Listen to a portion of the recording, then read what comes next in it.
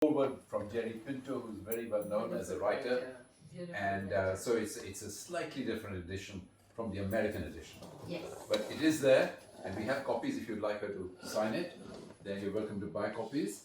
But at the moment, Zilka is going to, I think, entertain, educate, and provide her poems for our enjoyment. So, over to Zilka. Thank you Thank so you. much.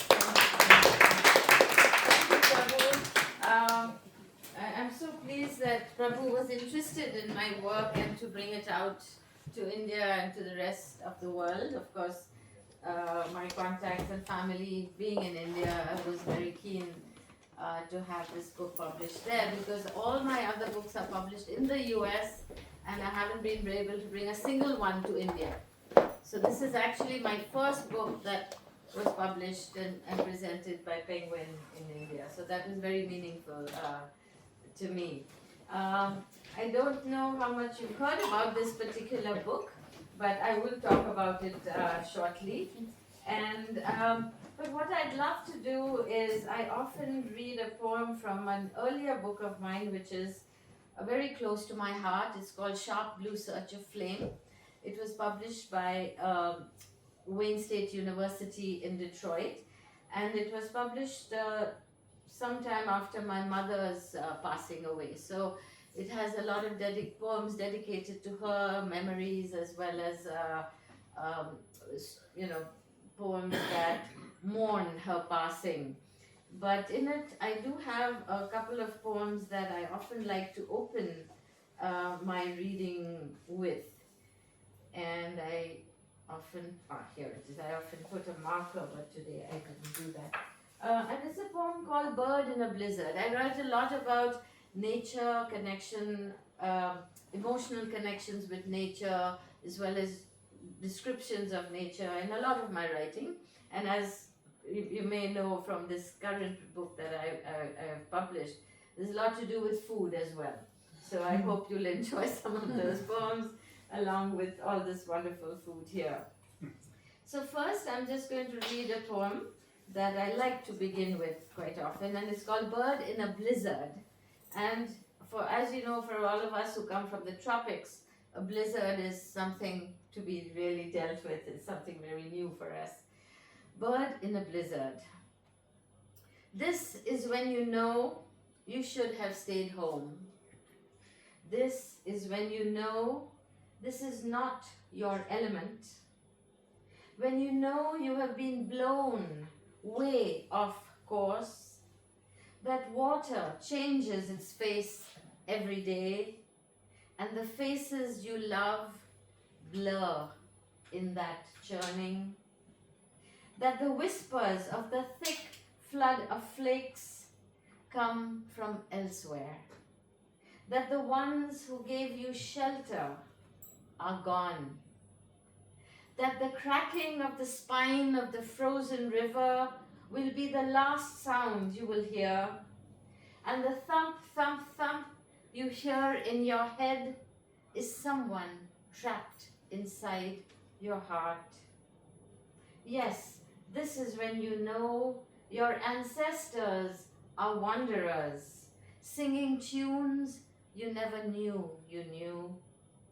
And you remember every word of the song that the wind rips apart and flings. But how quickly your throat fills with snow, and when you turn again, you shiver as if you are wingless, and you can move in only one direction now, deeper.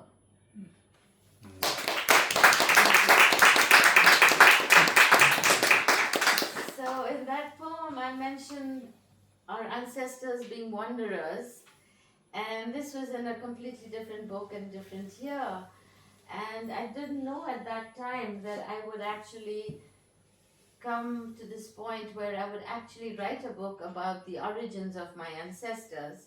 I come from a community of Indian Jews called the Ben Israel of India, and as far as legend, mythology, partly history goes, it is believed that there were ships, there were people escaping from the land of Judea, since we're talking about 175 BCE.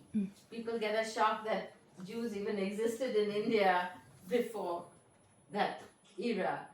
And so it is believed that during the time of the overlord, the Greek overlord Antiochus Epiphanes, who ruled the area of Judea, even Judea was several kingdoms then, and India was not India. There was already trade happening way before I think it was recorded. But during that time, obviously, there were people fleeing that region. The Jews were fleeing that region. And it is believed that as these ships came down to the coast, due to a huge storm, the ships were shipwrecked on the Konkan coast of India. And that is how Bombay, the whole Bombay and the Konkan coast area became home to the survivors of that shipwreck. And that's where the story begins. And these people were rescued, they lived among the villagers, they became very much part of the fabric of these villages. In fact, we are known as the Indian Jews because we adapted and adopted many of the Indian ways and dress. So my grandparents and my great-grandparents all wore saris and Indian clothing, we wore Indian jewelry.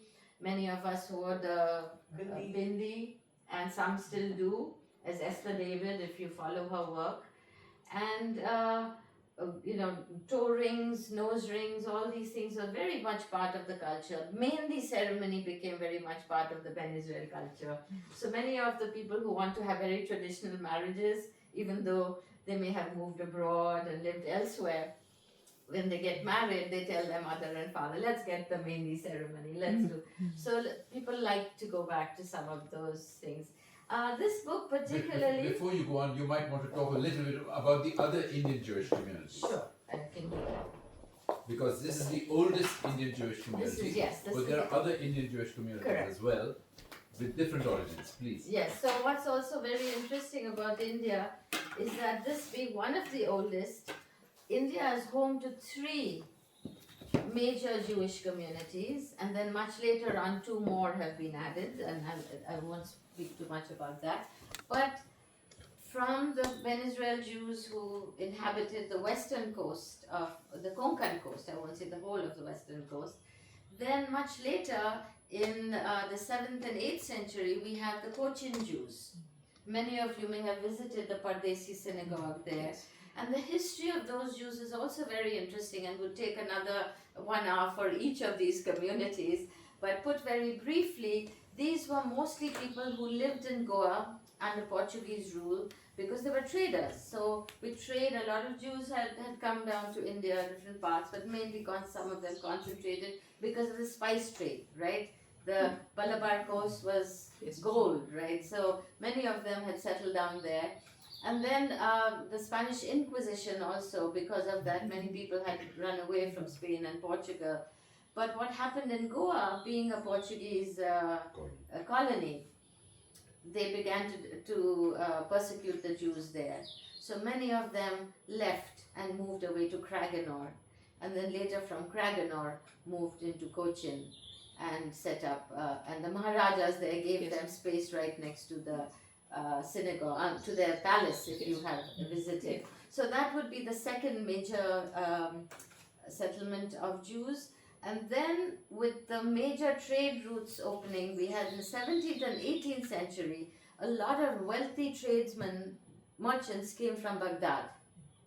And they founded the Baghdadi Jewish community. So Bombay, they came to Bombay first. Karachi was very important to a lot of the Jewish communities settled up there. But from all the way from Karachi to China, they established a trade empire and became extremely wealthy. They built beautiful synagogues in Bombay and in Calcutta, very philanthropic. So they opened hospitals, they had large Pune, which is now gone back to Pune. So these are all areas you can explore and find, and many of these places you can visit. Yes. So you should, if you go to India and you find out, look for these spaces.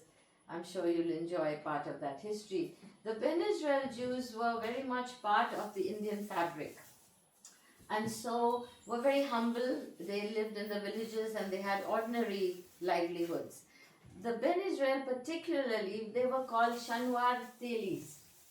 And can you tell me what that would mean? Yes, Saturday oil. Oil pressers. Pressers. So many of them got into the oil pressing business, which made people wonder whether they were also part of the lost tribes often, and perhaps they already knew the trade, you know. Yes. So I'm giving you this context because you'll hear me mentioning some of them within some of the There was poems. something recently, I mean not really, Yeah. a few months ago, that there was a group of Jews who have lived in the Northeast for Yes, a very long time. correct. That and, they are the new group that has been discovered not very long ago and In from- Mizoram. in Mizoram. In Yes, Mizoram. in Yes, Mizoram. yes, And yes. that Israel was in contact with them, Yes, and they were yes. going to arrange So for they them to... were discovered a few years ago, and now there's Israeli groups that help many of them who want to go to Alia and go back to. Yes, so those are part of the two other groups that came later. But these were the three most established. And when you read about the history of the Indian Jews, these are the three communities that you really read about. That community is Bene Menashe, I think. Yes. And then little later, another group was discovered in Andhra Pradesh. Yes. I mean, Which that's had- where I come from. So yes, and there are villages. They just Yeah. look up Andhra Pradesh Yes, Jews, yes, Ephraim. I think Bene Ephraim is what they've been That's called. right. Yes. They call Bene. So they could not establish direct contacts with them, but then they found some of the houses had stars of David. Some of them had menorah shaped. So those two history of these two Yes. new communities is also very interesting. And if you're interested, I'll give you the name. The back of my book mentions some of the references, and those books I think that one particular book by Navraz Afridi has given much more detail about these two newer communities where you don't find too much. Yeah. The research on the Ben Israel, a lot of it has been done by somebody called Benjamin J. Israel, and a lot of the scholars today draw on his work. So I've mentioned there's a list of books at the back if you are interested, and of course you can always ask me or email me about it. So having given you some of this background, I will delve right into some of the poems. Some of them, of course, are reimaginings of history and the mythology behind it. But Ben Israel have a great love for Prophet Elijah. And they have prayers giving thanks to him especially. And they have something called a Malida ceremony. And if you might have heard in Maharashtra, Malida, which is made from poha, flattened rice. So the Muslims have a version, the Parsis have a version, and a similar version is used even in Prashad in the Hindu temples. Yes, So you can see how they have absorbed Yes. so much of the Indian culture into their own, made it their own. So I have two poems I begin the book with, but I'll be reading the one about Malida, which is the dish. But there's also a poem called Eliyahu Hanavi, which is the actual ceremony they do for thanking Prophet Elijah, and all these various fruits and flowers and scented things that are offered to him. So the senses are very important, not just in poetry but in prayer, as you've seen. Yes. You know, we talk about the smells of the flowers and the taste of certain things. And, even if you go back to the Psalms in the Bible, I mean, all of it is sensory, deeply, deeply sensory. So maybe I will read both so that it will be a companion poem for each. So the poem that I'm going to read is Sweet Malida, which is the title. The dish is just called Malida. Sweet was just my way of showing the essence of sweetness.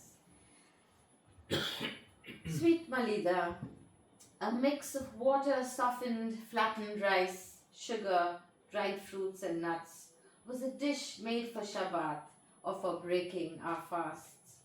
Cooling, light on the palate and to the body and spirit, it was welcome in the heat of day or night.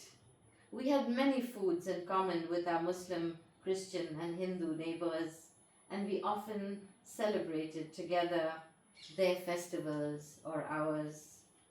I relished particularly fresh coconut, the regional staple, its milk or its flesh added to almost every dish.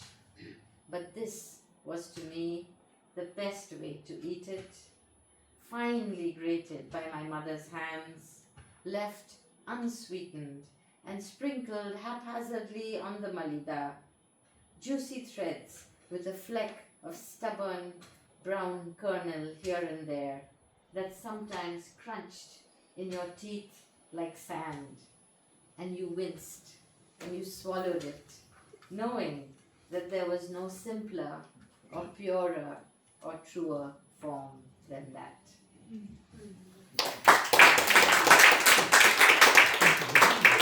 Thank you. So now I'm going to read the poem that I kept as a sort of an invocation at the beginning of the book. And if you go to Bombay, there is actually a Jewish kirtan group that you can seek out, because they sing songs in Marathi and Hebrew that commemorate a lot of the rituals of our culture.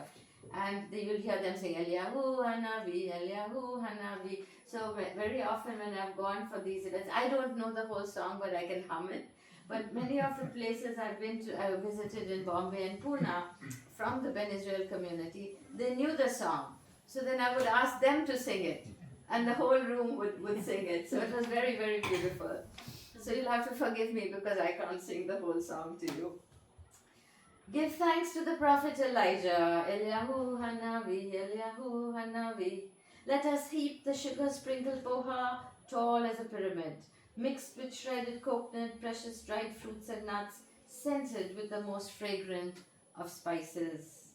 Oh Elijah, can you taste the nutmeg, the cardamom, the freshly sliced mango, guava, chiku, apples and bananas arranged like garlands? Can you see the pomegranate seeds dotting the top of the rice, bursting sweet juice and tartness? Can you smell the red rose petals scattered everywhere, the cups of cloves? Accept our thanks. Let us say baraka over each item hayetz ha'adama, the fruits that grow on trees of hardwood, the fruits that grow on trunks of soft fiber. Fulchi baraka, praise the flowers that give us so much pleasure. Join us, descend in your fiery chariot where it ascended once as it left a cleft in Sagav village where pilgrims come to Alibag, the soil our wandering ancestors were blown onto by storm. They reached land, survived. Feast with us, we humbly ask, O granter of wishes, as we chant our gratitude, our prayer, words of Malida Chibaraka, circle our offerings, rise up to meet you in the clouds, touch your flaming chariot, your horses of fire. Eliyahu Hanavi, Eliyahu Hanavi. So communities get together and celebrate Thanksgiving for anything, just like a lovely summer day today. We might get together and actually have just put together the fruit, and that would be our thanks. So I wanted to read the two companion poems just to give you a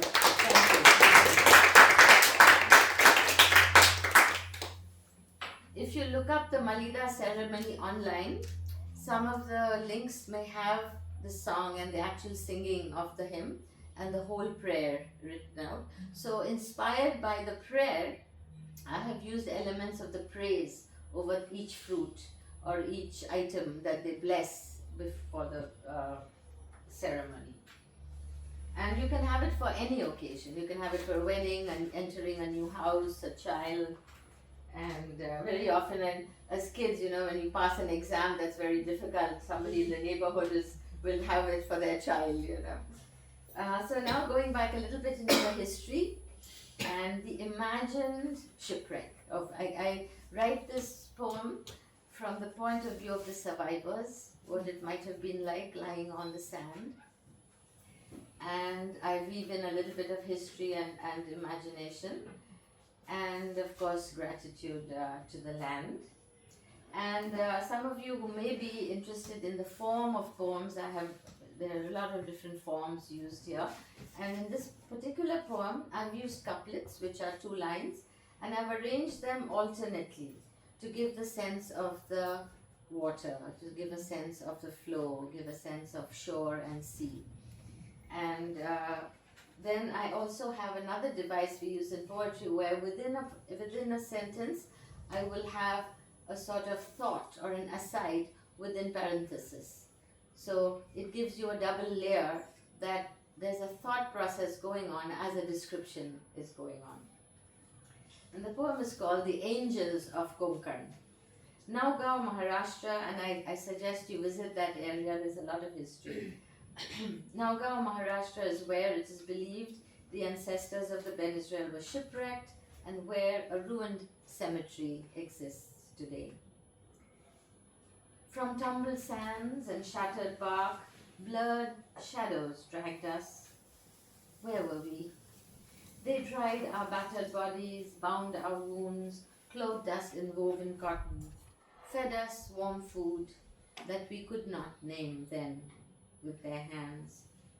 And as Elijah ate of bread and flesh the ravens gave him in the desert, so also we ate and drank of the cool water brought from brooks. Who were these healers? Then in fields of grass near the sea, we buried our dead, the ones we found. Where are they now?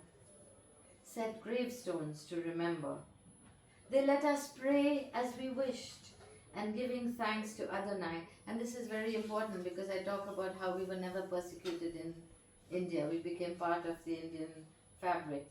They let us pray as we wished, and giving thanks to Adonai, learn the craft of oil pressers. Or did our tribe know it already?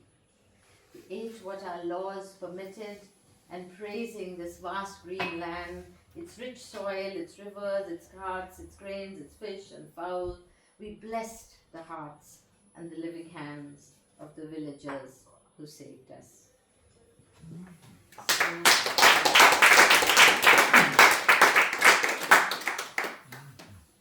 So just a sense of history there, as well as myth and imagination.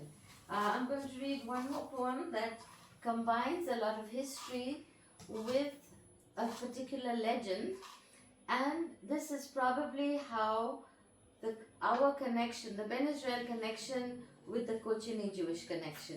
So the Kochini Jews, as I've already mentioned, were of Sephardic origin, which is Portuguese, Spanish origin, and they had their own synagogue that they established in Kochi. They had their own rituals, they had the Torah, they had their prayers that they had their scholars. And in around the 16th century, 17th century, British missionaries started going into the villages in India, and they discovered my ancestors, and they found them very strange. They were not part of the Hindu culture, the Muslim culture. Who were these people? And as they started finding out, they had these old biblical rules that they were following. In every other way, they were Indian. But they followed the kosher rules. They had circumcision, they had Shabbat, which is lighting of the lamps on Friday, and a handful, about 5 or 6 tenets that they followed. And they got very interested in these people, and they began to teach them about the history and the Bible and all of that. But what was very interesting is, as these people got reconnected with their history, they got more invested in their own Hebraic roots. And while the missionaries were hoping that they could convert them, just the opposite happened. And they became much more aware of where they came from and who they were. And around that time, David Rahabi, who was a nobleman in Kochi and a very prominent Jew from a very prominent family. In fact, I think he was even related to, if I'm pronouncing it right, Maimonides? Maimonides. Yes. He was actually a distant relative, and his brother was also involved in some of the research. So the story goes, he heard about these, many people were surprised to hear about the history of these people. Who are these people? He was very curious, and he said, now we must find out, are they Jews? Are they part of, have they also been Sephardic Jews who have run away? We have no idea. Let's find out. So he travels from Malabar up to Konkan coast to find. So this poem is a retelling of that with a little bit of prose and poetry, and there are non-prose pieces as well in this book. But this is where he tests them. And the piece is called Not One Fish. David Rahabi, central figure in many stories, including one saying that he came in 1000 CE. He may actually have been David Ezekiel Rahabi, 1694 to 1772, from Cochin on the Malabar coast, south of Konkan, who helped revive Judaism among the Ben Israel. So David Rahabi of Malabar traveled north up the west coast and encountered the Shanwar Telis, who had taken the names of the villages for their own. He wondered at the oil pressers and farmers and others who made a living by rural profession, these women and men who had lived as a caste among the locals. So long unknown, this mysterious community, so apart from the urban world. They did not call themselves Jews, nor did they know the word. But he was impressed by the ancient rituals they practiced, the powerful prayer they remembered and used for all occasions, the Shema Israel, which had kept them together. As legend goes, he asked the women to prepare a feast for him from the bounty of the Arabian Sea. Would they pick crab and shrimp, mussel, clam, or bottom feeders? No, not one fish without fins and scales had they chosen. Not one fish without fins or scales was served. They brought him white-fleshed fish like paplet, oily fish like bangra and tarli, you recognize these names, fresh and flavorful, and salty as the waters that brought the Ben Israel hence from the land of Solomon and David. He knew then they kept kosher. A word they did not recall, just kept a simple faith in the God of Abraham. So, thank you. So, what's interesting about this tale is that this legend about Rahabi exists with roughly the time of 1000 CE, but there is a real David Rahabi that is recorded in Cochin. So he must have been the one who went. And then he sends scholars to train them and teach them, and he also brings back people after this visit so that they can be re-educated in some of the Torah and the rituals that they had completely lost and forgotten. And then there's a poem about ravens, because Elijah and the story of ravens is very interesting, and ravens and Noah is also very. So there are these little notes of woven within the rest of the book. But I'm going to read at least a couple of food poems, and tell me how time I'm doing for time. All right, so that we have a little time for questions and everything. So, do any of you here speak Marathi? A little bit of Marathi, or at least recognize? Okay. Yeah. So I have a poem called Kauli Haddi. And yesterday I read a poem about a chirota. Okay. And one Maharashtrian gentleman in the audience was so excited, he talked to me for the rest of the evening because he said, who knew I'd come to London to talk about chirota? And he talked about his mother making it and how difficult it was to fry these things. So I'll read both these short poems, and then maybe I'll end with part of a longer. The halwa poem is also, anyway, we have a little time, right? So, and you're here to be entertained with food, so I shall be your entertainer for tonight. Kauli Haddi. Savory crunch. Okay, and the meaning of the words, a lot of the time I use Hindi, Bengali and Marathi words, and the poem or the description should allow you to understand what that word or words, at least hint at what they mean. And Haddi, if you know Hindi, I think you should get some of it. Savory crunch of soft bone, how good it tasted in curry. Kauli Haddi, peninsular tip of the breastbone from a small desi chicken Dad bought on the pavement at Pul Bazaar. Mom grumbled as she picked clotted sand from its thin, tight skin before she cooked it, kept feet gizzard for stock. My father loves boki flesh, tender breast meat steeped in flavor, falling off the triangle of translucent bone. The supple end curves to a pliant tongue drunk with masala. Ginger warm, garlic sharp, coriander mellow. But he rarely ate it, breaking off that cowly tip with his wiry engineer fingers, salty with memories of sea, flecked with rice and curry, so that even when we were grown, and especially when we returned to visit, he fed my sister or me the precious kauli hati, his harsh words forgotten. We watched him bend, melt the hard-beaten bones of his tough maritime heart. So as you can tell, there's a maritime theme running through the book. My father was a marine engineer with Scindia Steam Navigation. From the time he was an apprentice at Mazagon Docks, Bombay, for charana, a month or a week, and then he would take it and go and eat biryani with about 10 paisa, and the rest he would give to his mother, who was a widow. So a lot of memories with this one. And of course, again with the maritime theme, we have the image of the shipwreck and the storms and all of that. In my previous book, In Our Beautiful Bones, I start the book with a poem called Voyage, in which I am stuck. I live in Michigan right now, and we were a terrible storm. I was in a car, and the force of the wind and the rain was so heavy, so strong, that it almost shoved me off the road. And the thunder struck, and I was in that one moment, I somehow connected with my father, and I thought of him, of how the ship must have been in storm after storm, and what it must have felt like to survive that. So there's a maritime connection in a lot of my writing.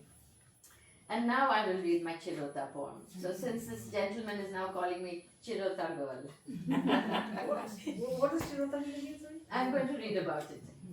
And now these are all the delicacies from Maharashtra, right? So if you've eaten the stuffed puris, like an empanada with the soji inside and things like that, it's made from the similar. Very often we would make that, and then from the leftover dough we would offer, because it's a lot of layers, and that's what this poem is describing. And then I end with sort of the homesickness and the connection after it's all, in the past. And the poem is called A Chirota for My Thoughts.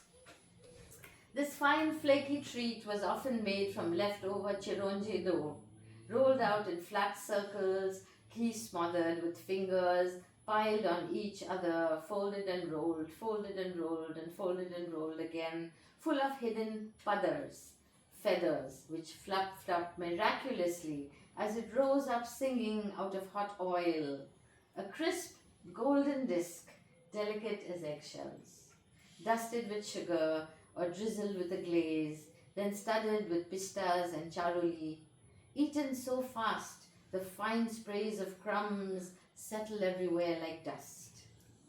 I pressed my little index finger into it and sucked or licked off the old dining table with my tongue. Some days now, paralyzed with lostness and weak limbs, I pretend unhealed wounds and home fallen to ruin are made whole.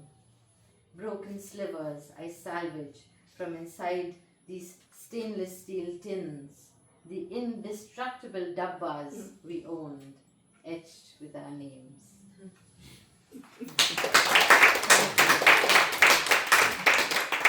So if you get ready with your questions, then when Zilka finishes the next poem, ready to charge with your questions. One more food poem or one with layers of history? I'll ask Layers you of to- history.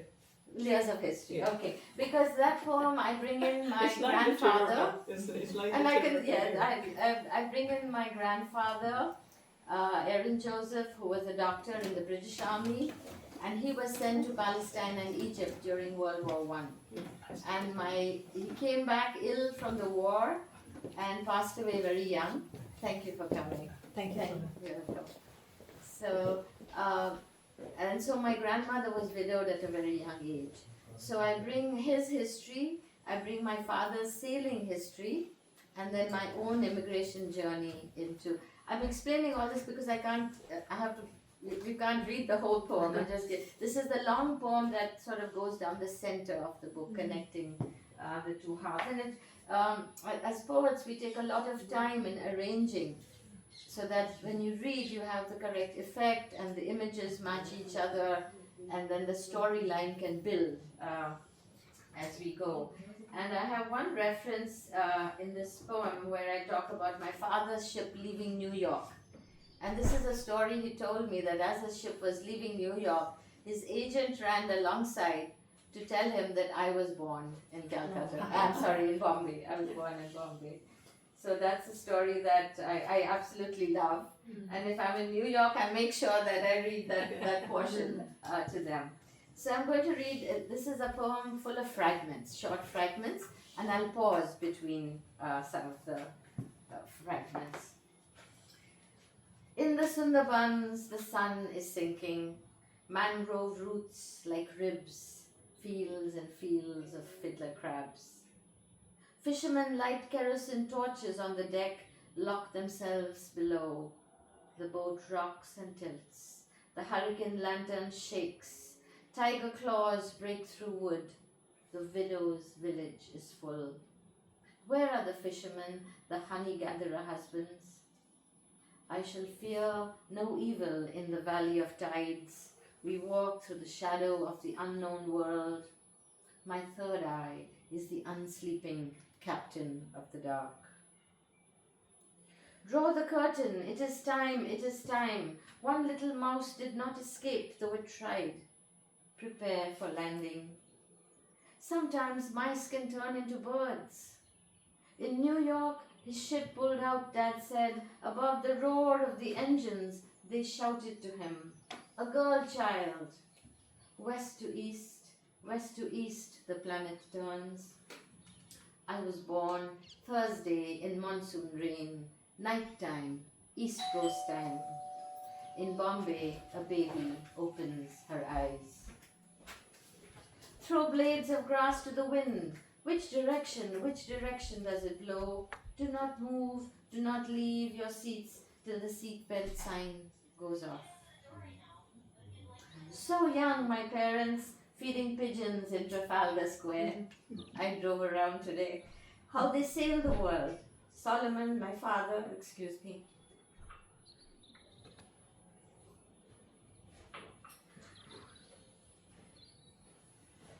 Sorry.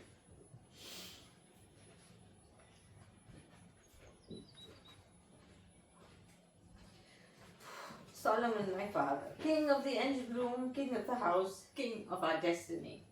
Sweet mother Ruby, loving and mild, most precious to me than jewels. Their daughter prepares to leave. Sorry, I didn't expect to get emotional. Yeah, these things got you.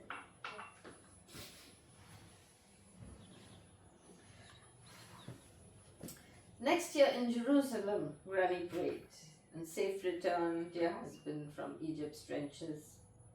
Soldiers fall all around him. Some of her letters survive, but the photographs from Palestine are gone, are gone. Multifoliate lotuses open to the sun. In Bombay, how many Shamas did she say? Come back, Aaron, from Britain's war. His limbs collapse with some disease, just 36, when his father, his uncles say Kaddish for him. Young Hannah in a white sari at his side. Oh, Hannah of Bagra, mother of 3 small sons, and your 5-year-old daughter dead in her grave. Hannah alone, selling all your gold. Your journey just beginning. fragments of letters sent to Hannah in 1917. He drew maps, drew diagrams with his own hand, talked of Cairo and Alexandria, the friends he made. Where are they now? My third eye is the unsleeping captain of the dark. In my dream, the whales are singing. Check the dorsal. This is how we identify migrants. In ancient times, my ancestors sailed east, it is said, west to east they sailed. Safe journey, soul, to the other side. 2 ships wrecked on the Gongan coast. What star, what moon saved them? Who drowned in salt? Who breathed the sand? Who flailed? Who fled? Who flew? Who fell? Who swam? Who dived? Whose eyes turned to pearls? Who sang to the angels of the deep? Who lived to ask the whales the story of how they were swept ashore? In my dream, the whales are singing. Check the dorsal. This is how we identify migrants. My ancestors once a village on the Konkan coast. The third eye is the unsleeping captain of the dark. Oh, look up. Did David's star keep them alive? Shabbat lights flicker in villages. The anchor is lifting. Oh, where to now? I am so tired. I am so tired. But see, the stars are forming strange new words. A map, a compass, and you beside me. My body a leaf boat. Lamp floated on water.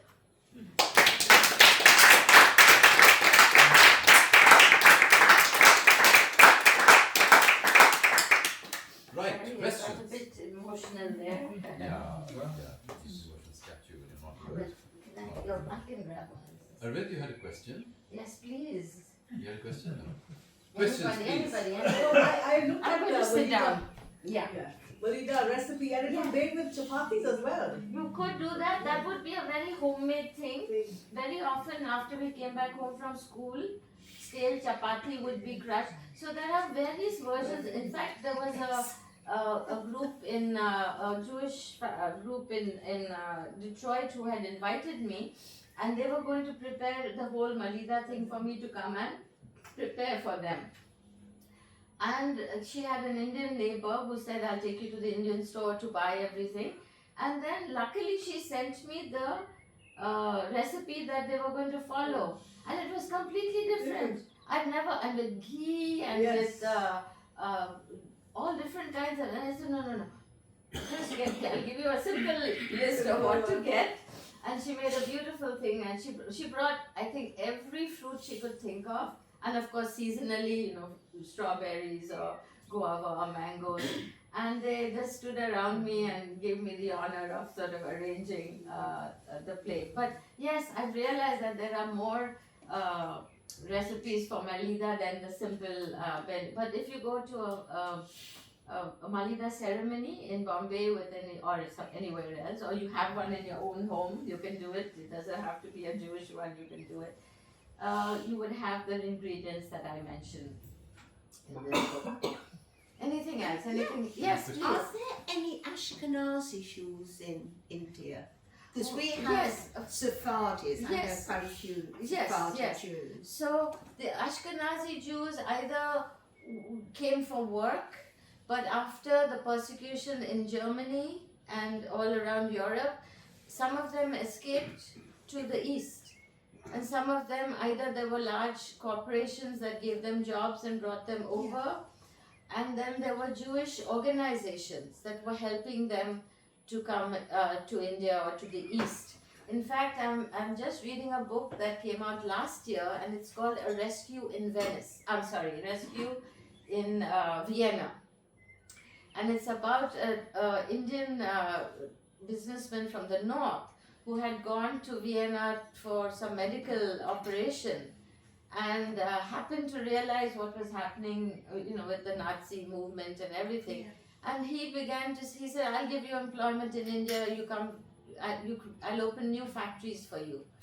And he gave shelter to about 5 different families to come to India.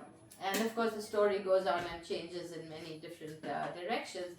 But yes, they were. And even in Calcutta, when I was a child and I grew up there were quite a few people, elderly people. Some of them would gather in the Baghdadi Jewish bakeries or the food. You know, there was a famous one called Nahum's in New York, in New Market, and beautiful synagogues. So they were welcomed there, and many of them, I think, were given shelter, or there were funds that came from some of these Bombay organizations that helped them to survive.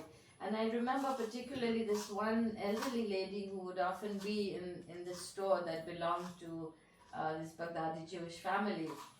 And she actually, we could see the numbers, there were numbers on her arm. So there are several stories, and I don't think, you know, the whole history has yet been told of how many people from the West actually lived. And then there was one Maharaja who created a whole village for German and Polish Jews. Yes, And yes. So if you look up, there are websites. There's a wonderful website called Jewish Unity in Diversity that gives talks about all the world Jewry, not just Ashkenazi Jew, because that's become the dominant force, you know, in America or the West, and very little information about the Sephardi Jews or the Mizrahi Jews or the Indian Jews. And in fact, people are shocked when they hear about Indian Jews and how old the community. So I hope sometimes by giving these talks that people will be curious about them. And just for those who don't know, Ashkenazi Jews are Jews from mainly Eastern Europe and Europe. Yeah. So their roots are very different. And of course, you know, in the many of them who came to the US developed a whole Yiddish culture, especially around New York and New Jersey. And you can normally tell, because you're talking about food, if somebody comes from Russia or Poland, because the way my mother made gefilte fish, which is chopped fish, it was sweet, so that's one way. So you can tell where they came from. And are your origins Polish? Are you?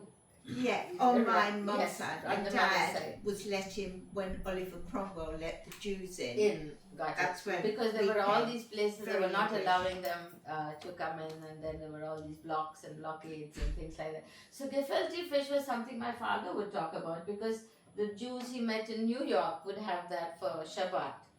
And that's how, and we were like, what on earth is that? And he said, it's this gold jelly thing, and you know, and of course here with friends who invite us for Passover, we've also had it. But these are the stories that, you know, and of course he had friends all over because he sailed. He had friends in Europe, he had friends in New York. And so a lot of these things we heard about from him. And of course in India, Passover, you know, we'll have the unleavened You can have bread. rice and peas. Correct. But a lot of people even, they roast the chapati and they make it dry, you know, because there's no leavening in the flour. We're not allowed to have anything that Rises, anything with leaven, yes. So that's part. Because they rushed out of Egypt without being able to prepare, and whatever they took with them became the food and part of the Passover Seder. So, any other questions? I'd be happy to answer. Another question, but I was just, I was very intrigued really by the way you used very simple language and very, you know, details about food, you know, the smell of the food and the taste of the food. So there's a layer, I was enjoying it at that level, but for me it really gave a sense of the connection you had. So I just wanted to say Thank that. you That's so very much. enjoyable. Yes, comments and It was at the observations are level. welcome. Thank you. It was at that very visceral level Right, and very right. emotional level. Thank you so much. I enjoyed That- that. I Thank you. appreciate that.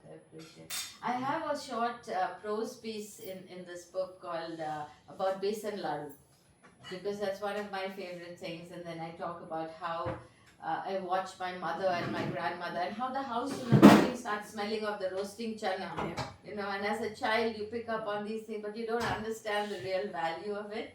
And then at the end of the piece, I really mention, you know, my regret, because as a child and growing up, I don't want to learn to cook. I don't care about this, that, and the other.